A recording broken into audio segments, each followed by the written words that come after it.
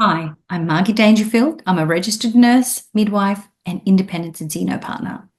And I've helped almost 3,000 people using Zinzino's personalised test-based nutrition. In this video, I bring you an industry leader, an expert in their field, who is integrating Zinzino's test-based approach in their clinical practice. So if you're ready to move beyond guesswork and elevate your patient outcomes with our precision-driven strategies, you're in the right place.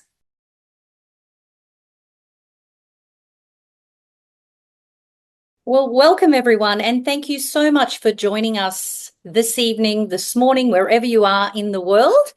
It gives me great pleasure to have you here and take some time out for learning. My name is Margie Dangerfield, and I'm a registered nurse and midwife and an independent Zinzino partner. And I'm just thrilled that we can bring people together and have an amazing person share his knowledge and expertise with us.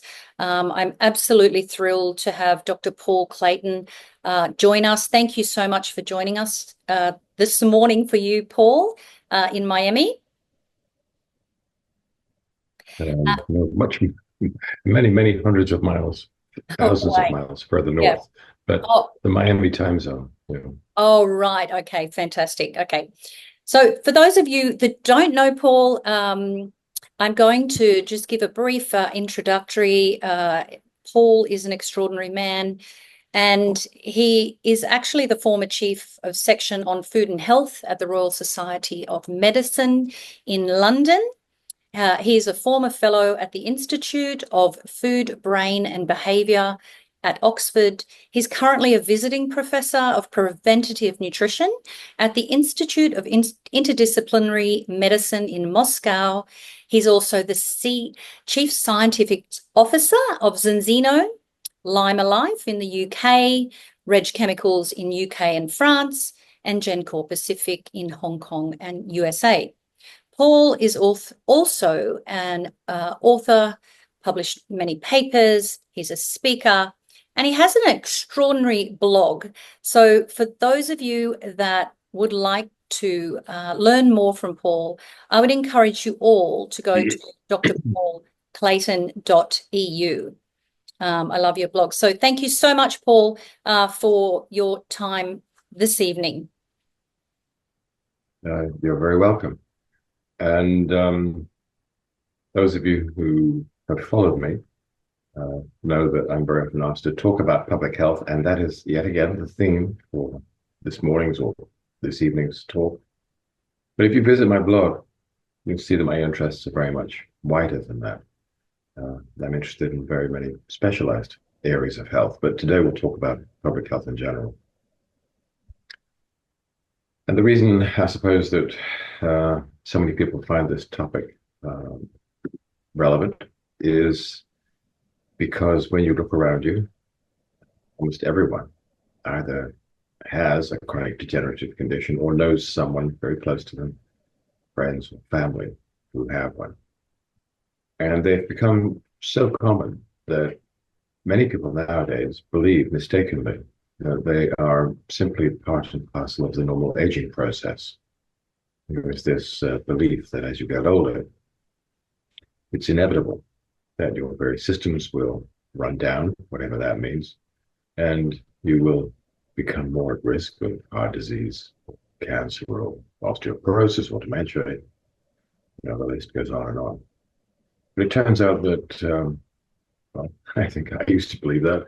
The medical profession in general used to believe that to be the case, let's say up until about 20, 25 years ago. But the picture has changed gradually, by degrees. But it's gotten to the point now where I think an increasing number of us, and increasing numbers of my colleagues, understand that these chronic degenerative, non-communicable conditions are in fact not part of the aging process at all.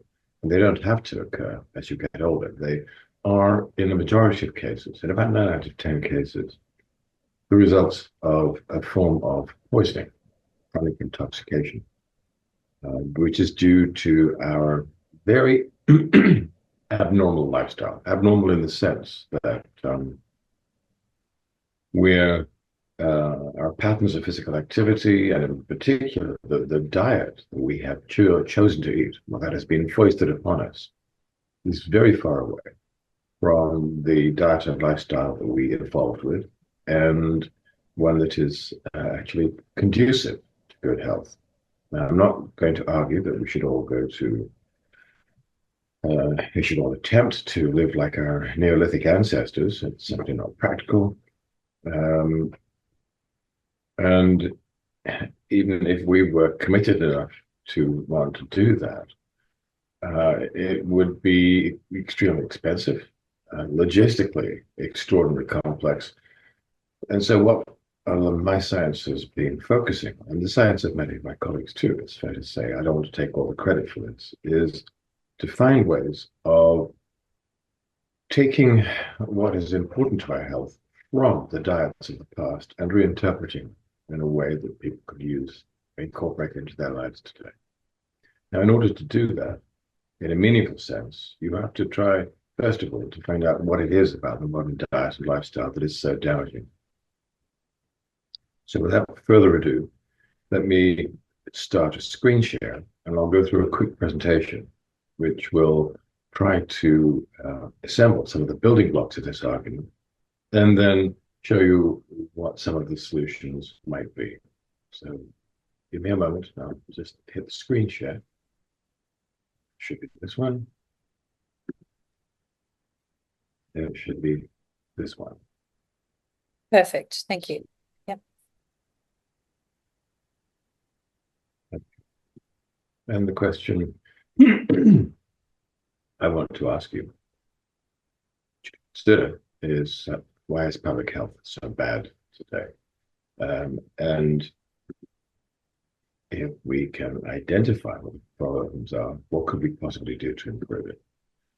Let me first of all start out by sketching the wider dimensions of the problem. Probably some of the best data that we have, temporal data showing shifts in public health, a lot of that comes from the United States. And the very first National Health Survey that was carried out in the United States was carried out in 1935. And when the researchers collated all the data and published, through all of these papers, they were able to show that at that time, in the USA population, amongst adults, only 1 in 10 had a chronic degenerative condition. If you try to estimate the levels of chronic non-communicable conditions in children and adolescents, they were considerably low. And I've given a figure of 2% here, but that, if anything, it's a bit of a guess. The figures for children are rather scarce because back in the day, children didn't seem to get ill very much at all, apart from infectious diseases. So the 2%, that's me being very conservative and taking the figures that I could find, and if anything, inflating them. That 2% is an upper limit. I suspect the real incidence is more like half that. Fast forward to the year 2000, that's 65 years further down the road, 2 generations approximately. And now the percentage of adults with a chronic condition have increased from 10% to 45%. And if we move further ahead again to 2020, so we're very close to the present time, it's now 60% of adults. So there's been an enormous progression there from 10 to 45 to 60% of adults with a chronic condition. And now, if you look at the data for children and adolescents, that's increased from somewhere between 1 and 2% to more than 40%. This is a considerable deterioration. And you see it in the rather smaller numbers of people who have multiple chronic degenerative diseases, which is, of course, is very common nowadays. In 1935, that was less than 5% of the population.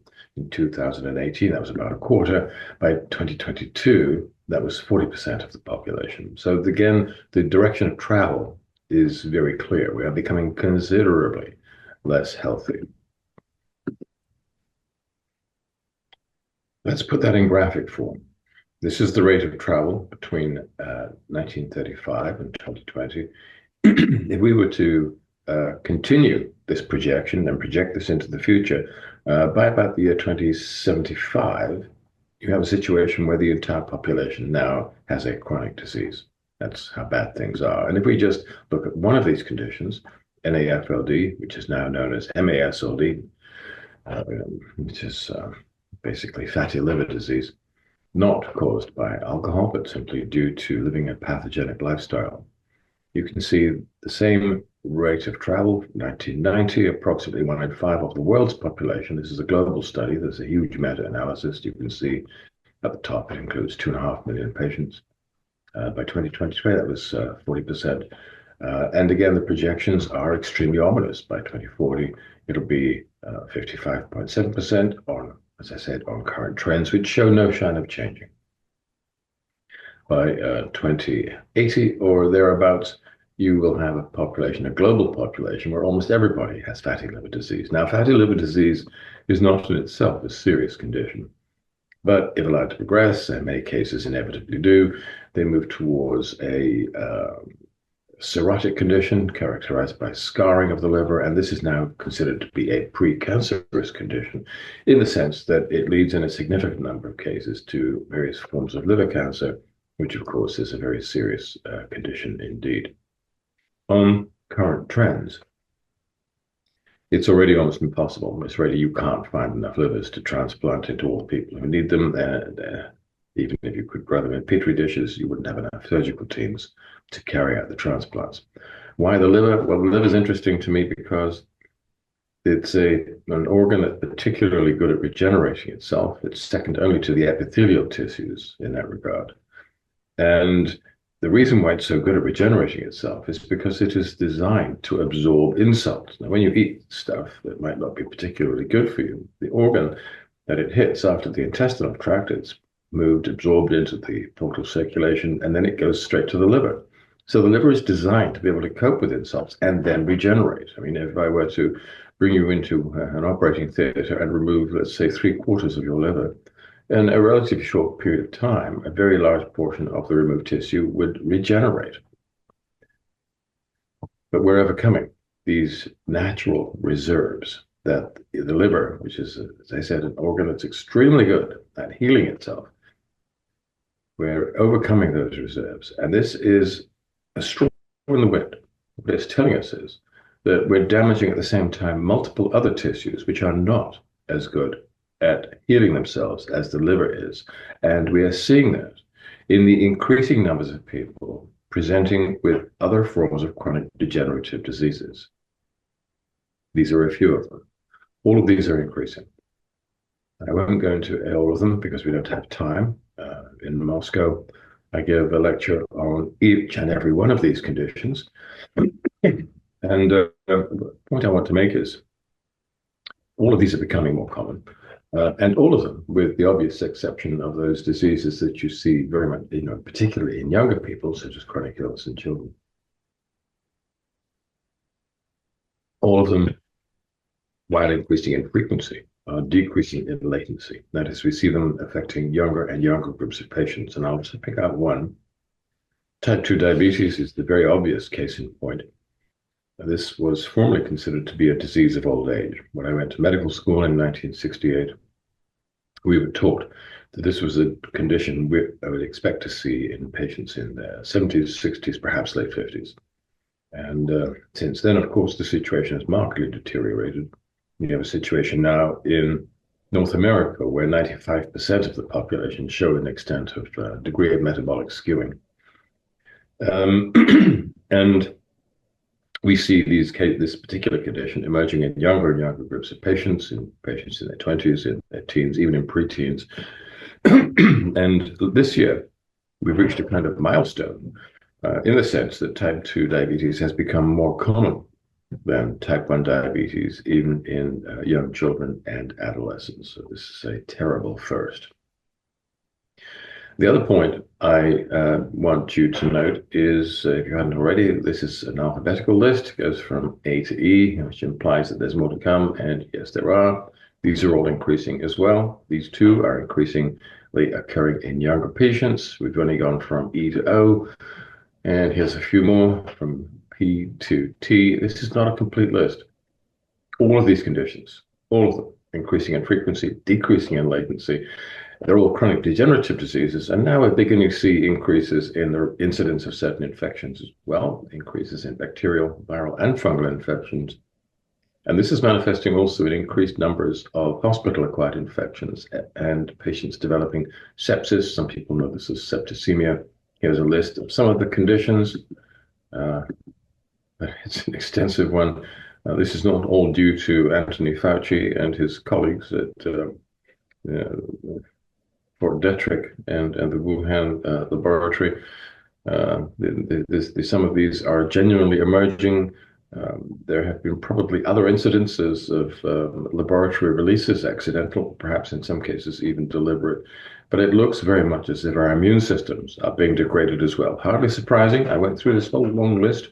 A lot of different physiological systems are being damaged by the way in which we live. It would be surprising if our immune systems were not also being degraded. People make the argument that climate change may be factoring into this, and of course that does have an effect on the geographical distribution of certain vectors. Vaccination rates, possibly. There's increasing amounts of vaccine hesitancy in many populations, hardly unsurprising after the public health malpractice of the rollout of COVID mandates. But as I said, there is increase of incidence of immune dysfunction. We see huge numbers of people with allergy and autoimmune disease, and there's pretty good data showing an increase in hospital-acquired infections. Now, hospitals are not a good place to get infections because they're full of antibiotic-resistant microorganisms. Hardly surprising, because that's where these antibiotics and antiseptic agents are most intensively used.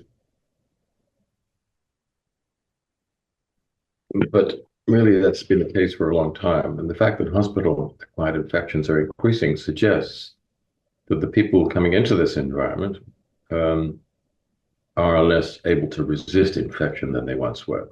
Sepsis, septicemia deaths, the data is a little confusing, but it looks as if they're increasing as well.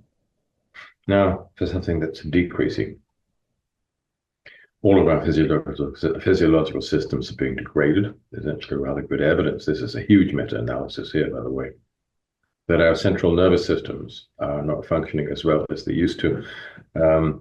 This is one particular study that I like to show because it uses a method of intelligence measurement which is very unsusceptible to education and training. So it's a quasi-physiological measure. And what it shows is a decline of, on average, 15 IQ points since about 1950. The more recent studies indicate that, as you can see, this goes up to about 2022. That was when that paper was published. But since then, a couple of other studies have indicated that the decline appears to be continuing.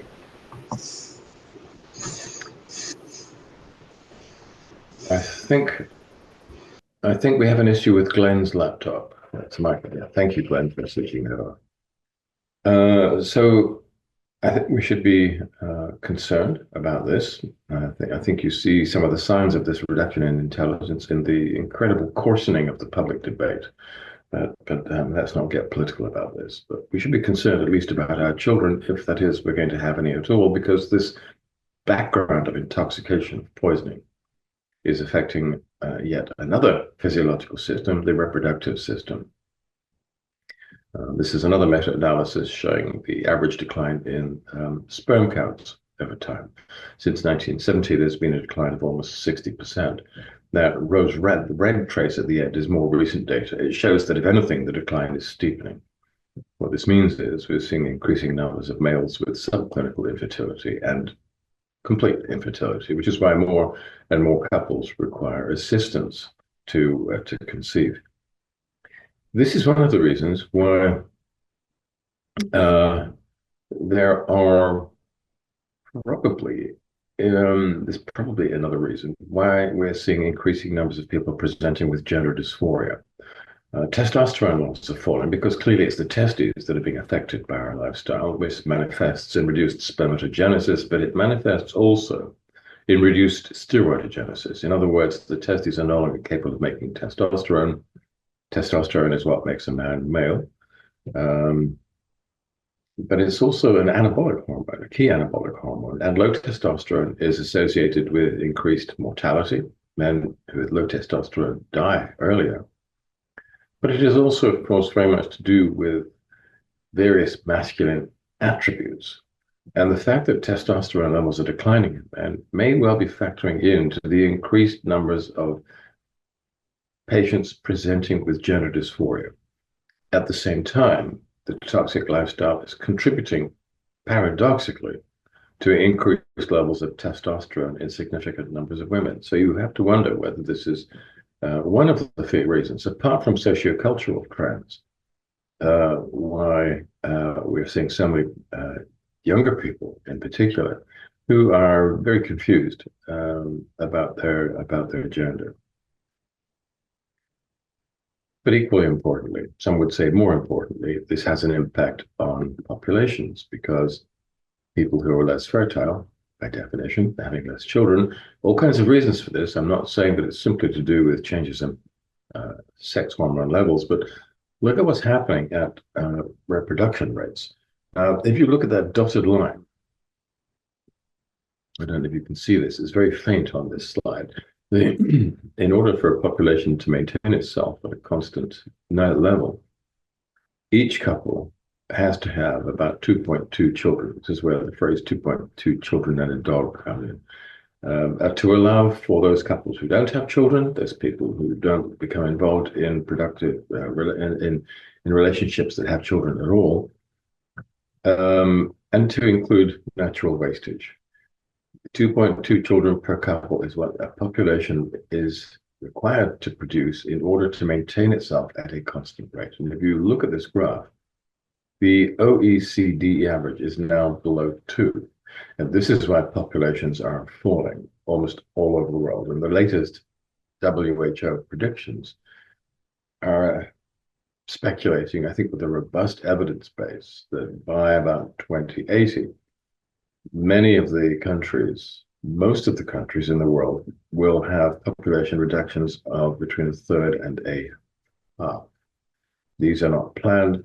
These are population involutions, and history tells us that this type of involution of population leads inevitably to social collapse, just to let you know. Yeah, oh yeah, there's the WHO data. So let's quickly go on. Now, we know how many people are presenting with chronic degenerative diseases that I showed you that alphabetical list of. And I think that perhaps one of the problems that we have is one of perception, because many people in their 20s, 30s, 40s, and 50s don't yet have symptoms of these diseases and believe mistakenly that they're healthy. They're not. Most of these diseases have long latency periods. That is, they spend decades growing and progressing gradually, stealthily under the surface, like fires smoldering underground for decades, as I said, before they finally become so extensive that the disease becomes symptomatic. And at that point, you realize you're ill, and you go and call the doctor, who then obviously has arrived way too late. And when he or she arrives, they're providing the wrong tools. In other words, they're providing pharmaceuticals which don't prevent the progression of the disorder. They treat the symptoms. That's what pharmaceuticals are by and large designed to do. So when we look at populations of young adults who believe mistaken that they're healthy, we find that 1 in 5 have NASH, which is a serious form of and progressive form of chronic liver disease, one that I alluded to earlier, but in advanced form. About a quarter of healthy young to middle-aged adults are clearly developing osteoporosis. At least a third of healthy adults are developing hypertension and coronary artery disease. And those are healthy adults. If we were to look at a general population in whom increasing numbers had metabolic dysfunction, that is, they had metabolic syndrome or type 2 diabetes, the numbers of patients or pre-patients who have endothelial dysfunction increases to about 2/3. And then moving down the list, ARCD, age-related cognitive decline, which means we're moving towards dementia. About 1/5 of healthy middle-aged adults, when we investigate them, are really on this particular road. And then perhaps almost as seriously, or perhaps more seriously, depending on your perspective. Almost half of adults between 40 to 49 are moving towards sarcopenia, pre-frailty. And that's a condition that you might not think is a particularly serious one, but it's in the top 10 causes of early premature death globally.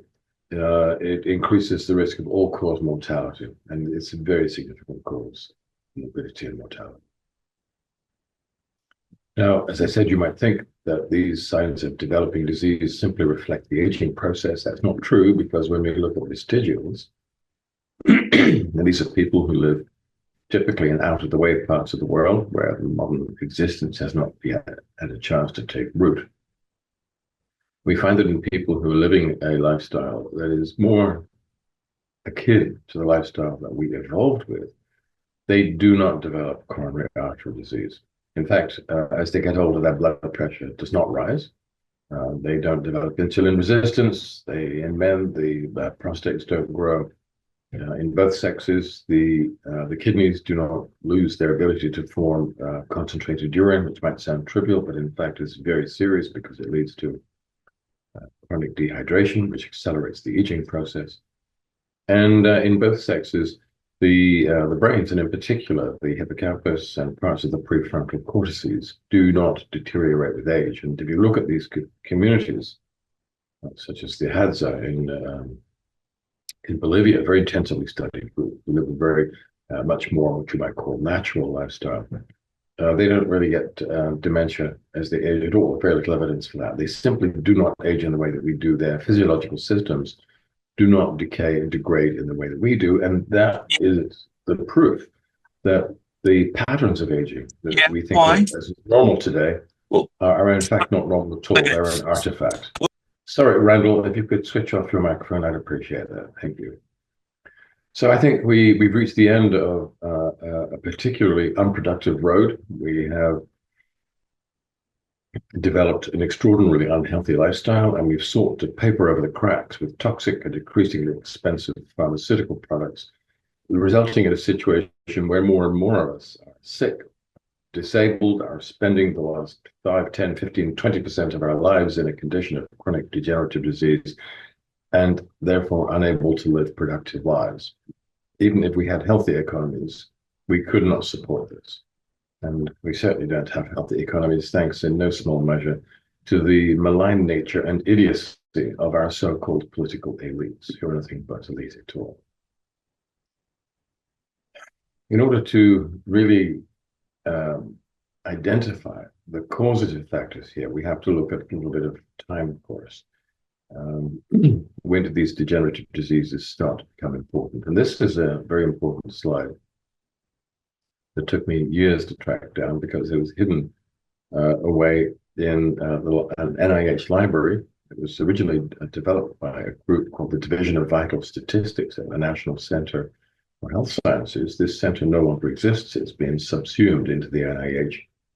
And what it shows is a very interesting trend in the way in which people have sickened and died over the years. So let me break it down for you.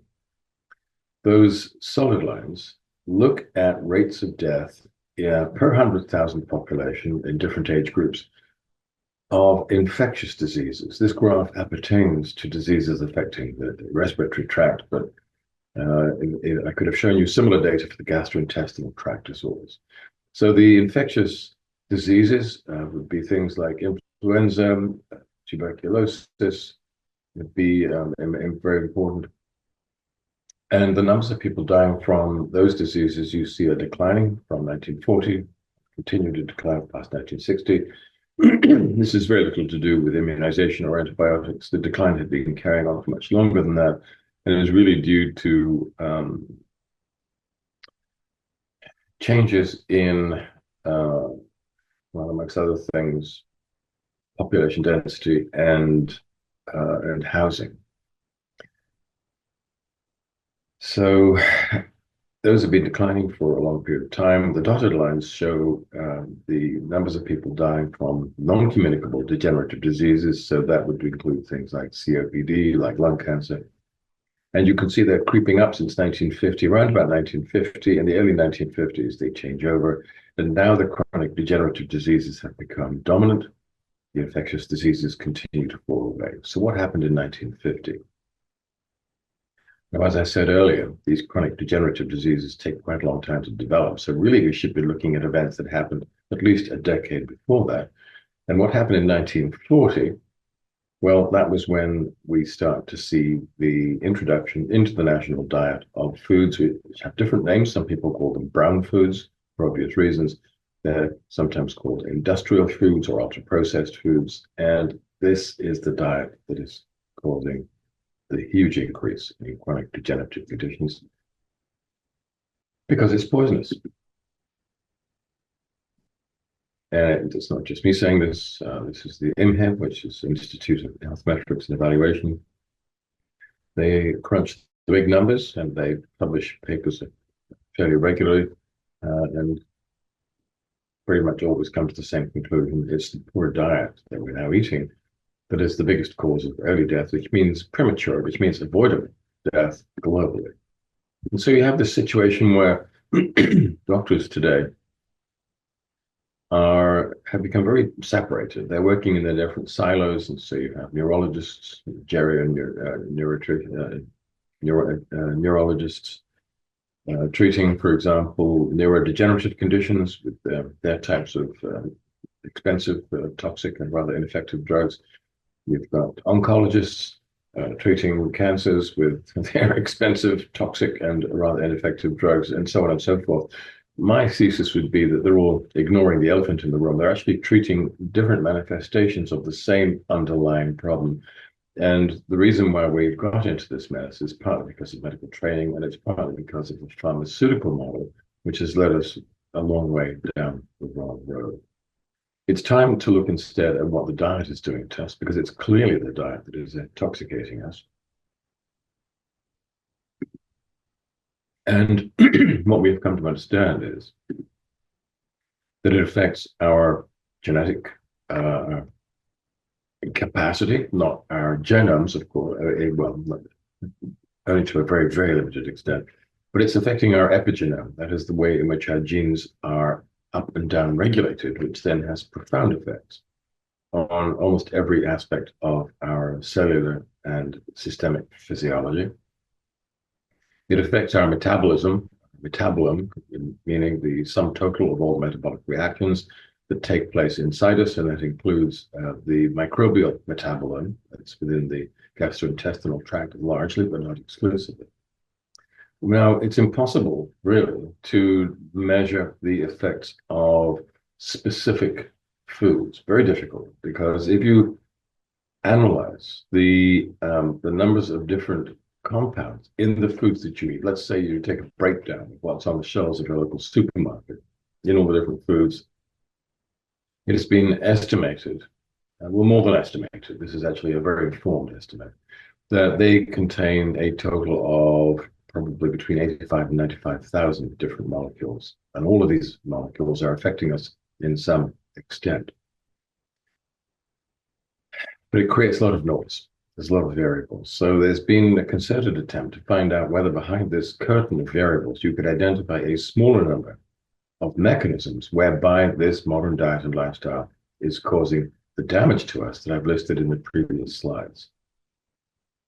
And these have been identified. 4 major drivers of disease, most of these you've heard of: chronic inflammation, which is a process, very complex, that leads at the end of it to gradual destruction of healthy tissue.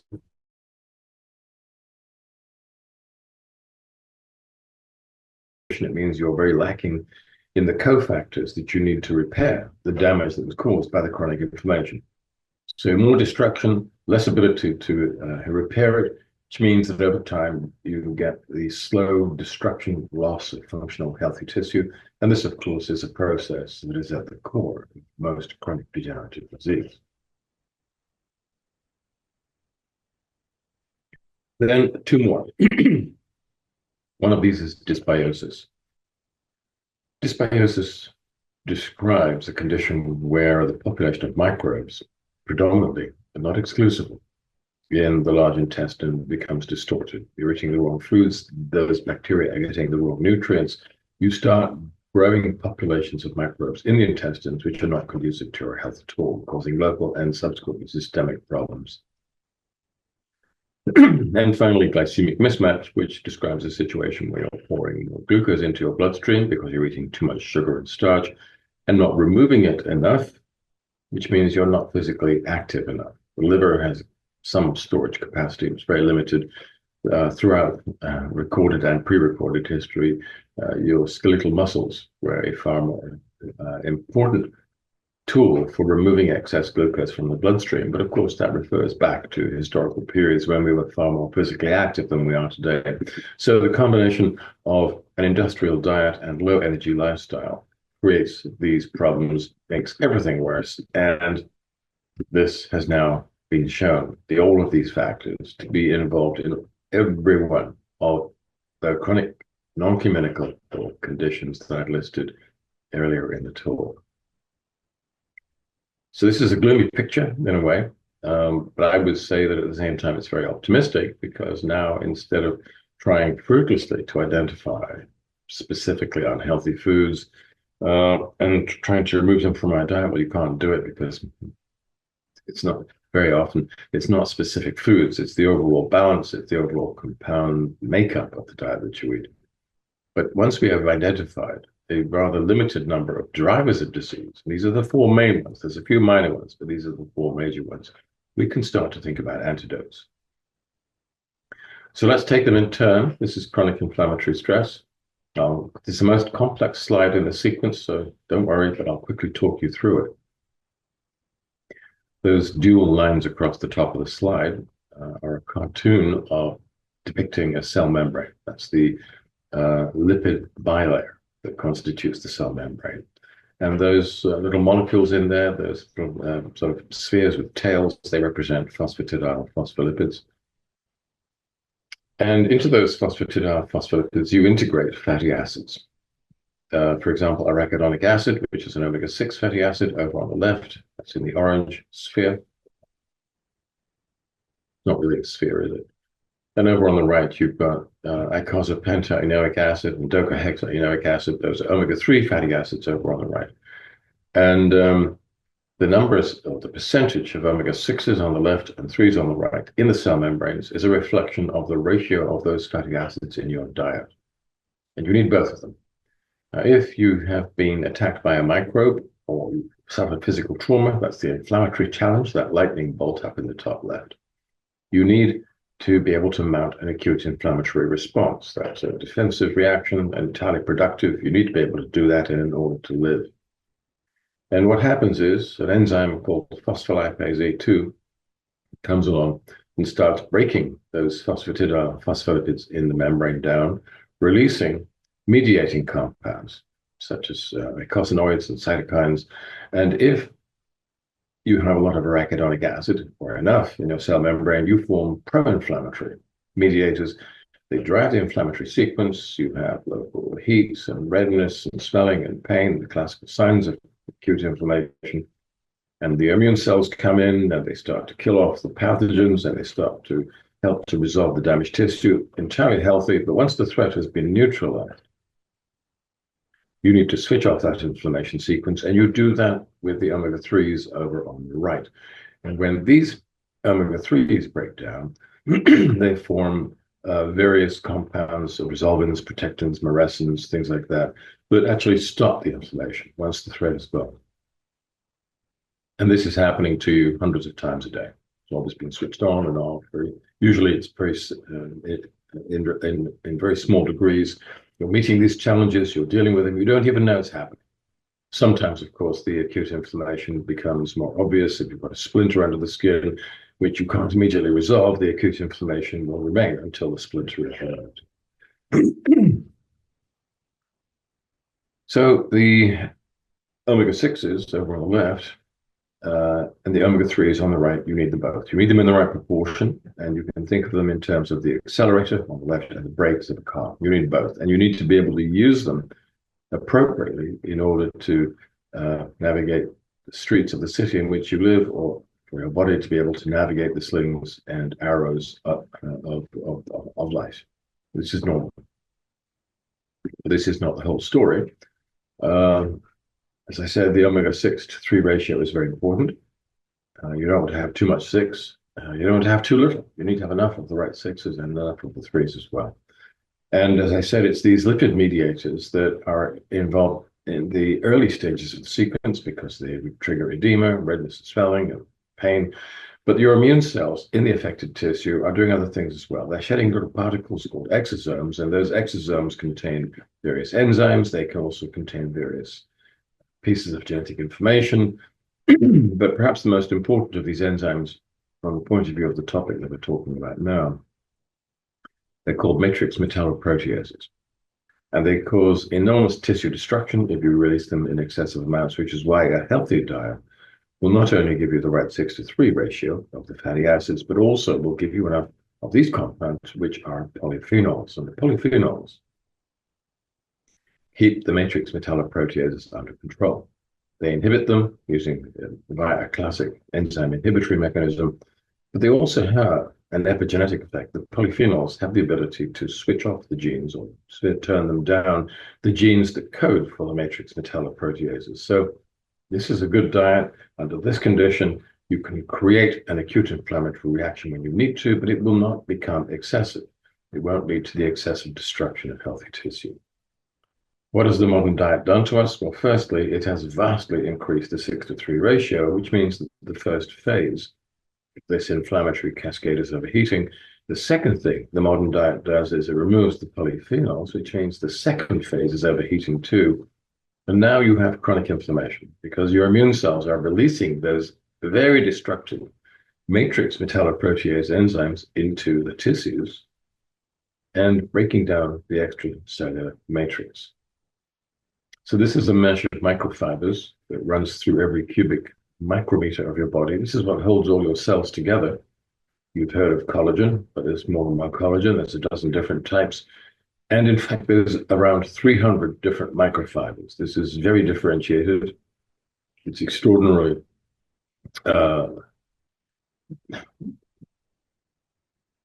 differentiated. That is, the makeup of this matrix is very different in different tissues, reflecting the different roles that it plays in those different tissues, conferring not just tensile strength, but also elasticity, hydration capacity, but many other things besides. This is an organ system in its own right. It's the most recently discovered organ that we know of. But the enzymes, as I said, dissolve all of these very different fibers, and they are the same enzymes which you may have come across before. If you've heard of these so-called flesh-eating microbes, if you're unlucky enough to be infected by them, they produce very large amounts of these matrix metalloprotease enzymes in a very short period of time, and they dissolve you. They break everything down. They break down muscle and skin and bone and flesh and cartilage, extraordinarily destructive. And if you're eating a modern diet and you have chronic inflammatory stress, these enzymes are being leached into your tissues in smaller amounts year after year, decade after decade. And if it's happening in your bones, it leads to osteoporosis. In cartilage, it leads to osteoarthritis. If it's in the linings of your blood vessels, it leads to coronary artery disease, which you see here in the graph, and hypertension and strokes and all of those problems, thrombosis in general. If it's inside your skull, you're going to be losing brain cells over time. You get the picture. And the 6 to 3 ratio is important, and you can see here that after about 1900, that starts to run out of control, thanks to our grossly irresponsible food industry. And the other thing that has happened is our polyphenol intakes have fallen by up to 90%.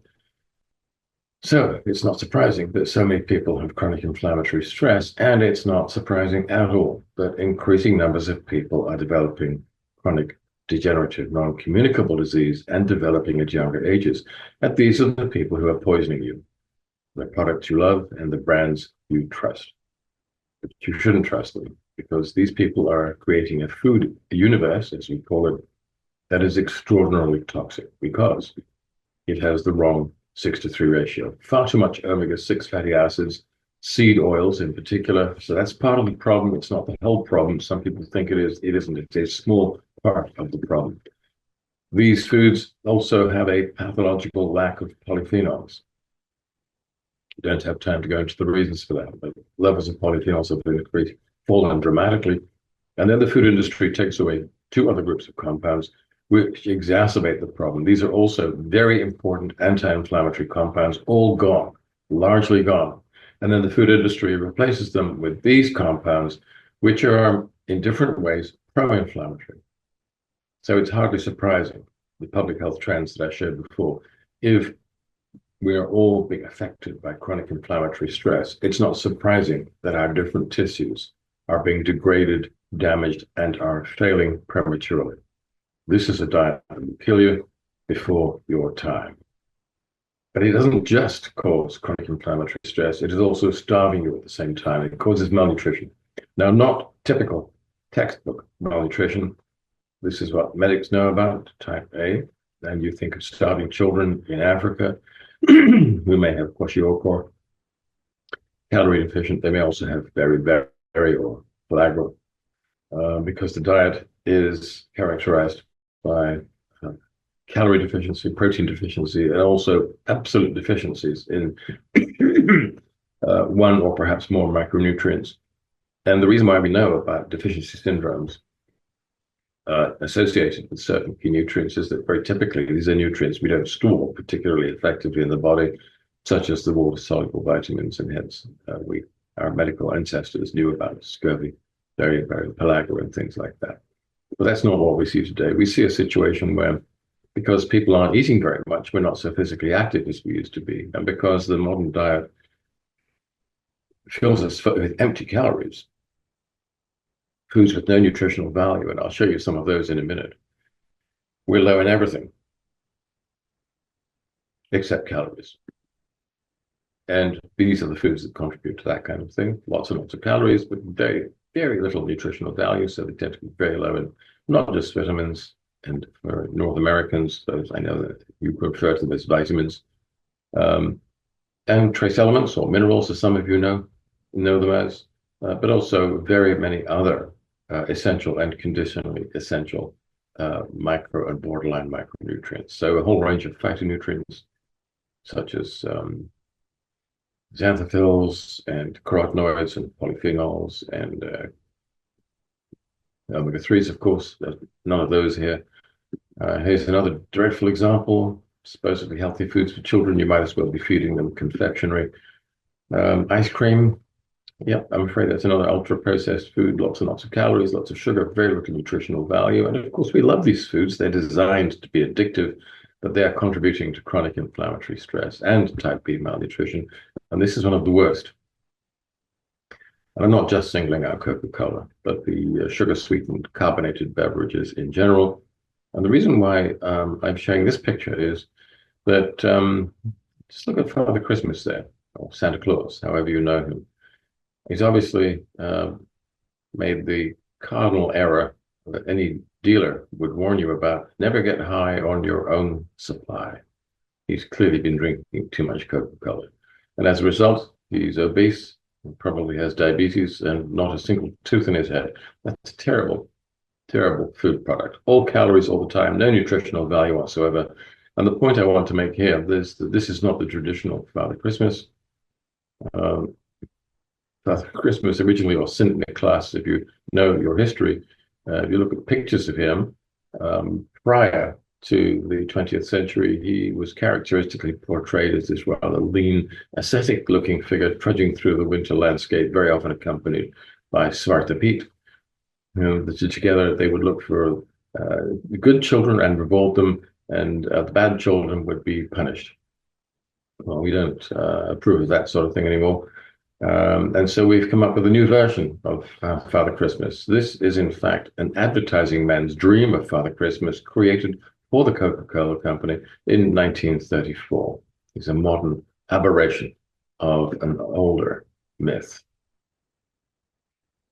And we're eating all these empty calories, and we're not as physically active as we used to be. And the examples on the left are obviously extreme, the one on the right a little bit more subtle. And what they're intended to show is that in many ways we've become less physically active than we used to be. We're only about 50% as active as people that were as recently as the second half of the 19th century.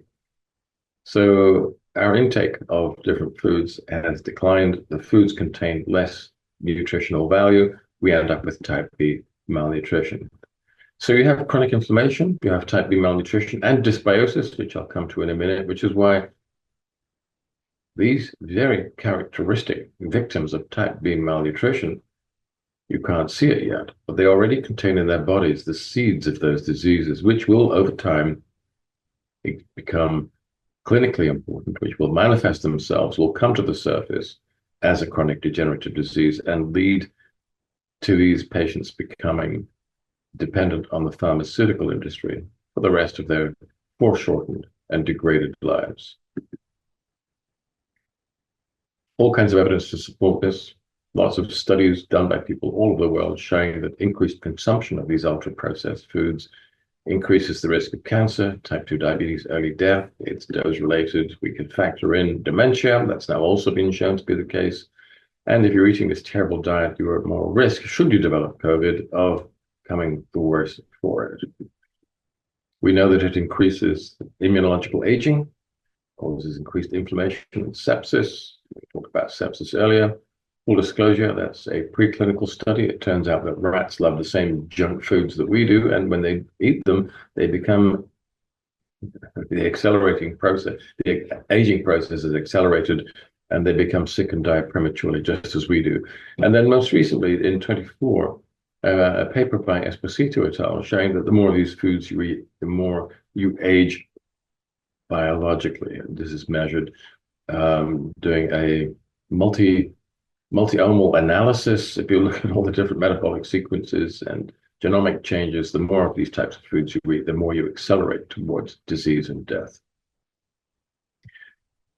You can not only see this at a multi-omic level, you can see this at the level of average life expectancy, which is a kind of rough yardstick of the health of a nation. And the two traces in this graph I want you to look at first are the two blue traces. Now, the dark blue trace, which ends at position number 53 at 2020 over on the right corner, bottom right corner, trace that back to 1950, and you can see that that goes back to position 13. That graph represents the decline of the United States. In 1950, it was 13th best average life expectancy amongst all the nations that were studied. That has declined to 53 in position 2020. Since 2020, it's declined further. It's now probably at about position 56 or 57. It's North America. It's where ultra-processed foods occupy the largest percentage of the national diet. After North America, one of the next nations which consumes really excessive amounts of ultra-processed foods is the 51st state, the vassal nation, Great Britain. Look over on the right-hand side at 2020. Now Britain is at position 36. But if you go back to 1950, trace it back, you'll see that Britain in 1950 was 10th leading nation, fallen to 36. As I said, after the United States, it's in the group of countries that consumes the next highest percentage of calories as ultra-processed foods. Compare and contrast that with the green graph. 1950, it's position number 45. Then by about 1990, 1980 already, it had shot up to be amongst the top nations, and that's Japan. Japan didn't always have the longest lived population at all, not by a long streak. What happened? Well, they changed their diet. And more recently, they developed a category of foods called foshu, foods for specific health uses, and they're foods which have been engineered to contain compounds which we know are actually good for you, which improve your health outlook.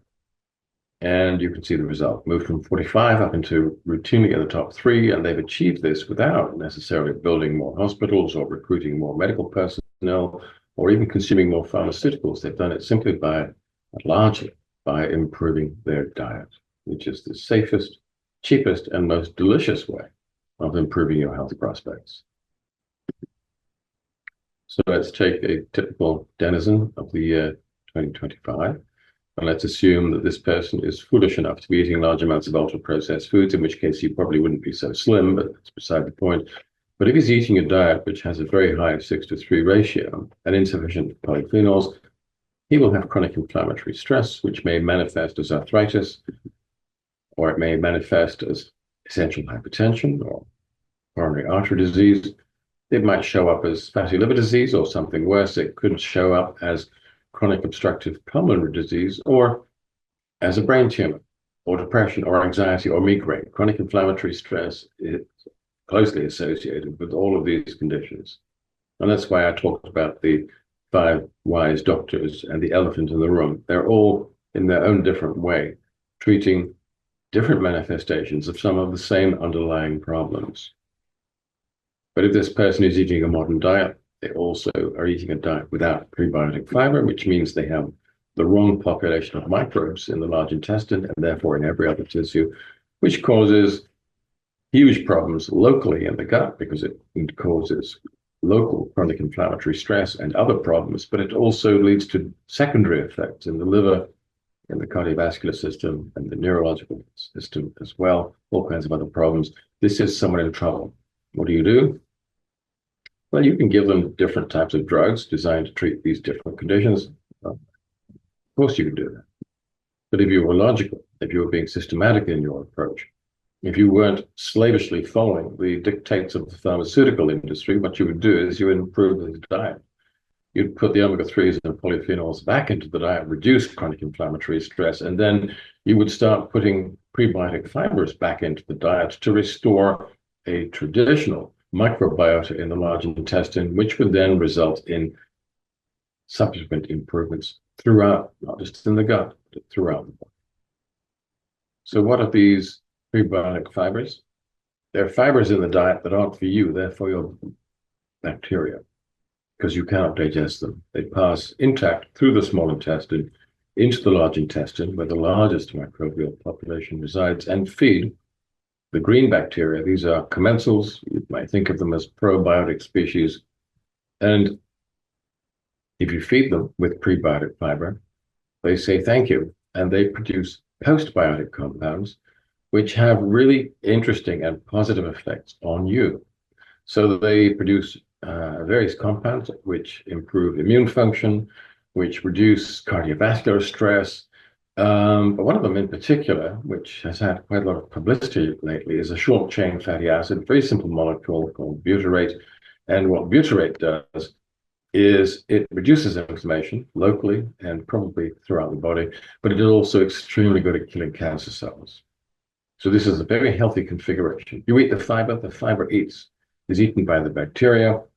The bacteria produce these compounds, which are very good for us. So this microbiota at this point in time is part of your metabolism, part of your immune system. It's your friend. This is a very healthy environment, a very healthy conversation taking place between, or interaction between your diet, your microbiota, and your own tissues. What has happened? The food industry has removed these prebiotic fibers. The good bacteria die back. They're replaced by unhealthy bacteria, marked here in red. And they're not living on fibers. There's no fiber there. They are proteolytic. They consume protein. Where do they get protein from?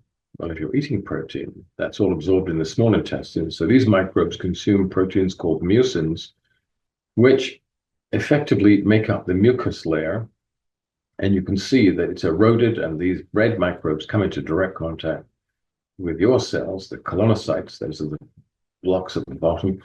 Those are the cells that line your intestinal tract.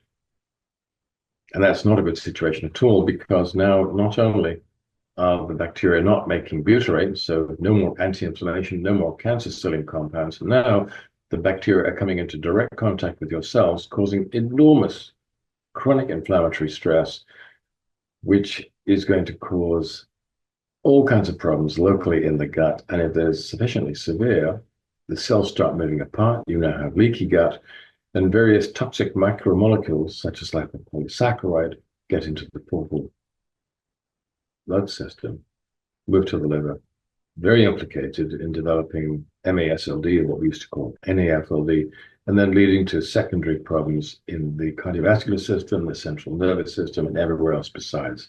This is a profoundly unhealthy configuration and one you want to avoid at all costs. How do you avoid it? Or how do you treat it? The answer is simple. Simply put the fibers, prebiotic fibers, back into the diet where they always used to be. Repopulate the microbiota with healthy microbes, and once again, enjoy the benefits of a microbial population, which is anti-inflammatory and anti-cancer. Very straightforward, very simple, very cheap, easy to do, and very important because we know that the more fibers you eat, the healthier you are. This is WHO data, I beg your pardon.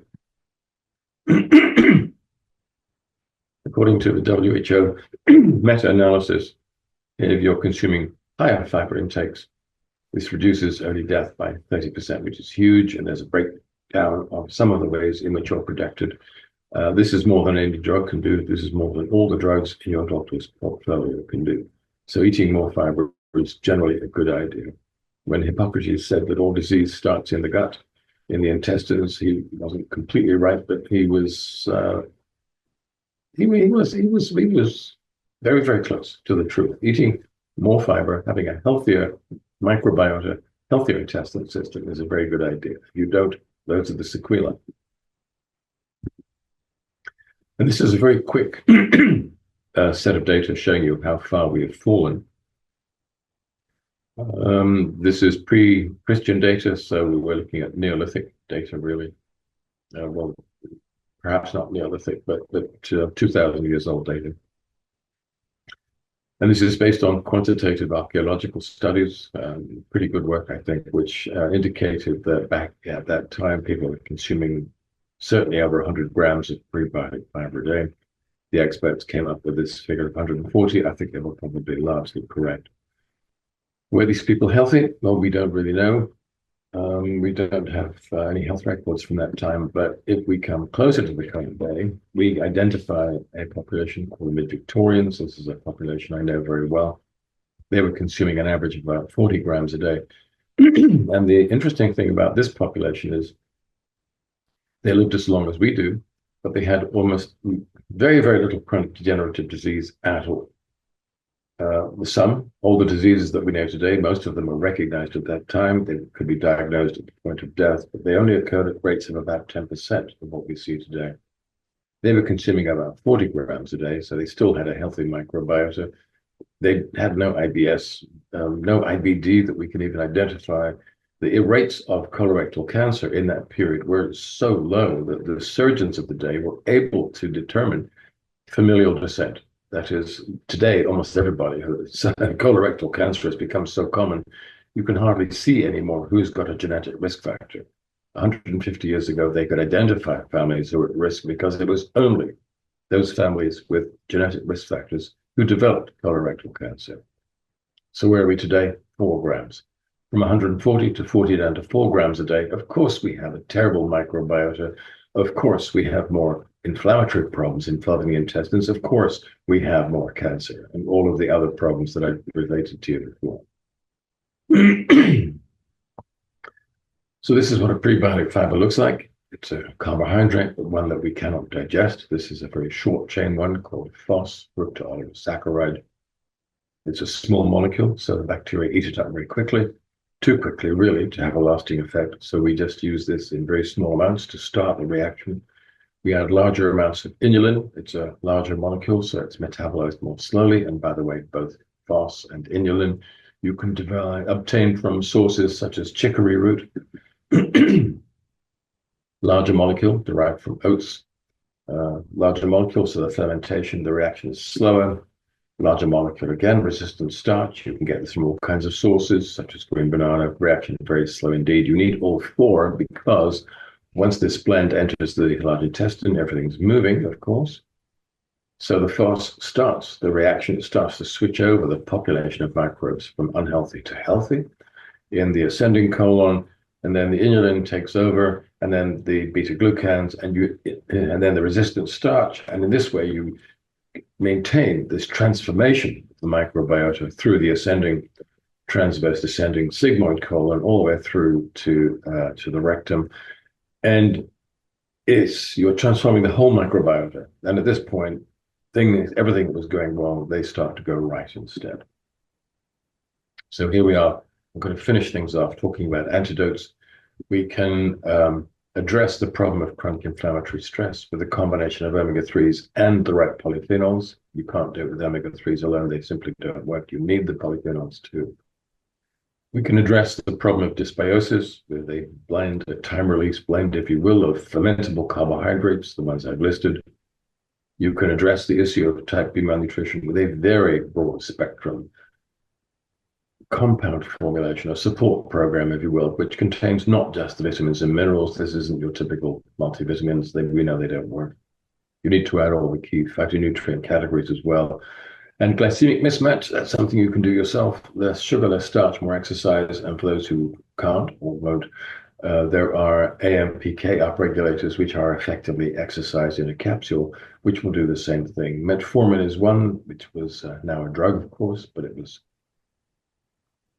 originally a natural product derived from Galega officinalis. And we know of several other compounds which do the same thing, which are not yet categorized as drugs. They're nutrients or phytonutrients. So for those of you who want to know more, you can go to Amazon and buy my books. But if you don't want to buy a book, just visit the blog. A lot of the information is there.